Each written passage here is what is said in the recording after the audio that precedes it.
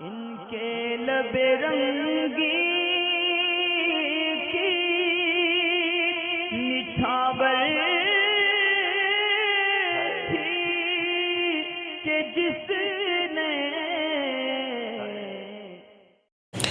ایک شخص ہیں عارف علی قادری اتر پردیش سے، انہوں نے کہا ہے کہ ڈاکٹر ذاکر نائک نے جن لوگوں کو مسلمان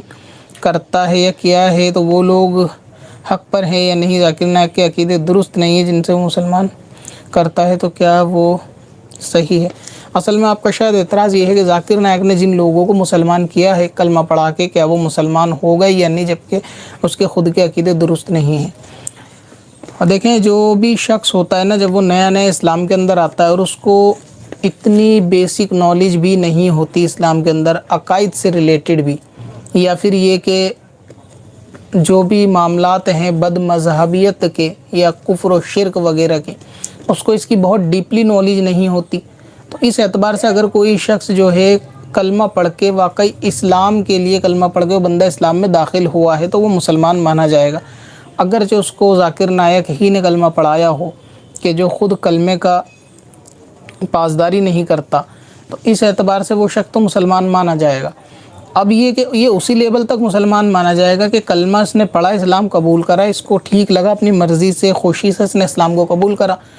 اور اسلام قبول کرنے کے بعد اس وقت تو یہ مسلمان ہے، لیکن پھر اگر اس کے آگے چلتے ہوئے عقیدے واپس بگڑ گئے، یعنی یہ کہ وہ سارے معاملات جو کفر تک ہوتے ہیں واپس اس نے پھر وہی کرا، جیسے حضور پاک کے بارے میں جو عقیدہ صحیح رکھنا چاہیے اس نے وہ نہیں رکھا، اور آگے چل کر اس سے کوئی ایسا فعل سرزد ہو جو واپس جو ہے نا بد مذہبیت کی طرف لے جائے، کفر یا شرک کی طرف لے جائے، تو اس وقت یہ حکم ہوگا کہ یہ بندہ مسلمان نہیں ہے۔ لیکن جب نئے سرے سے کوئی کلمہ شخص پڑھتا ہے نا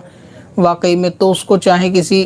اور نے کلمہ پڑھایا ہو، اس صورت میں بھی اگر اپنانے والے نے دل سے اس کو ایکسیپٹ کر لیا، بس اس نے ایک ذریعہ اختیار کیا ہے کسی کا، اس کو تھوڑی گائیڈنس مل جائے، تو اس اعتبار سے وہ شخص جو ہے نا مسلمان مانا جائے گا۔ تو ہاں، اسلام میں واپس آنے کے بعد جب وہ مسلمان ہو جائے گا تو پھر اس کو صحیح عقیدے یعنی عقیدوں کی جو ہے نا درستگی کرنا یہ بھی ضروری ہے کہ وہ اپنے عقائد کو اس کی اصلاح کرے کسی کے ذریعے فوری طور سے، اور صحیح راستے پہ چلنے کی، اور واپس جو ہے نا توہین سے، بے ادبی سے، اولیاء اللہ کی، حضور پاک کی یا دوسرے انبیاء کرام کی، اس سے بچے اور اس سے جو ہے نا اس کے مطابق علم بھی حاصل کرے گا تو انشاءاللہ ٹھیک رہے گا۔ لیکن اسلام قبول کرنے کے بعد اگرچہ ذاکر نائک کے ذریعے ہو، واپس اس سے کوئی فعل ایسا پایا نہیں جاتا، اس نے اسلام قبول کیا اور واپس اس کا ماحول جو ہے نا اس کو سنیوں والا ملا، اور وہ اہل سنت کے افراد کے ساتھ رہا، انہوں نے اس کو نماز روزے کی دھیرے دھیرے تربیت دی، تو انشاءاللہ تعالی مسلمان ہوگا۔ اب یہ بھی جو ہے نا ایک یعنی خوش نصیبی اس کو سمجھ لے کہ بعض لوگ اسلام تو قبول کرتے ہیں، خوش نصیبی ہوتی ہے، لیکن اسلام قبول کرنے کے بعد فوراً وہ جب یعنی دین سیکھنے جاتے ہیں تو وہ ایسے بد عقیدہ لوگوں کے پاس جاتے ہیں کہ وہ واپس کنویں سے نکلے کھائی کی طرف والا ان کا حساب ہو جاتا ہے۔ اگزامپل کے طور پہ اگر کوئی اسلام قبول کر لے سچے دل سے اور پھر قادیانیوں کے ساتھ رہنے لگے اور انہی کے ساتھ اس کا اٹھنا بیٹھنا سارے معاملات اور انہی کے عقائد پر عمل کرے تو پھر کوئی فائدہ نہیں ہے۔ البتہ اسلام لانے کا فائدہ یہ ہے کہ اسلام سے پہلے کے تمام گناہ کبیرہ صغیرہ یہاں حتیٰ کہ شرک اور کفر بھی اس کے جو ہے وہ معاف ہو جائیں گے، تو اس کو یہ بڑا فائدہ ملے گا اسلام لانے کا کہ اسلام لانے کے بعد اس کے تمام پچھلے گناہ جو ہے وہ سب کے سب معاف ہو جائیں گے، نئے سرے سے اس کی جو ہے نا وہ کاپی لکھی جائے گی۔ اب جو وہ معاملہ آگے کرے گا تو پھر وہ لکھے جائیں گے، اگر وہ پھر سے نکل گیا اسلام سے کوئی ایسا کفری عقیدہ کی بنا پر تو وہ نکلا ہوا مانا جائے گا۔ تو اسی لیے یہ جو ہے نا اسلام کی دعوت ملنا کسی کو یا اسلام کی توفیق مل جانا، اس پہ بھی شکر ادا کرنا چاہیے، اور جن کو ایسا ملا ہے اور اس کے بعد مسلک اعلیٰ حضرت یا جس کو کہیں کہ اہل سنت کا مسلک جس کو مل گیا، یہ بھی بہت بڑی خوش نصیبی والی بات ہے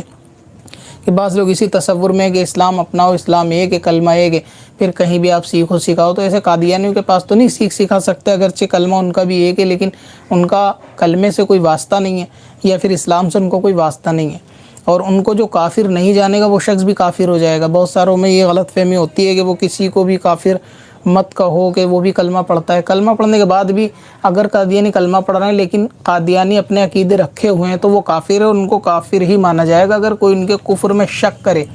اور یا ان کو کافر نہ جانے، حقیقت جاننے کے بعد بھی، تو پھر ایسا شخص وہ خود کافر ہو جائے گا کہ کافر کو بھی کافر جاننا، خاص طور سے ایسے قادیانی جیسے بدبخت کافر کو تو کافر جاننا ہی ضروری ہے۔ اور یہ بھی ضروریات دین سے ہی ہے یہ بات بھی، کہ مسلمان کو مسلمان، کافر کو کافر تصور کیا جائے گا۔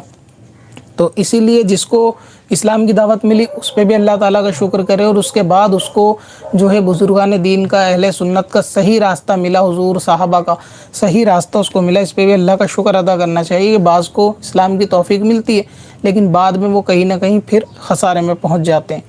تو ہاں، سوال یہ تھا کہ اسلام لائے گا تو بندہ اسلام قبول ہوگا اس کا، یہ نہیں تو مان لیا جائے گا اگر دل سے اس نے ایکسیپٹ کرائے، تو اس کے اندر کوئی ایسی بات نہیں ہے۔ پتھر میں اصل والے پرنوار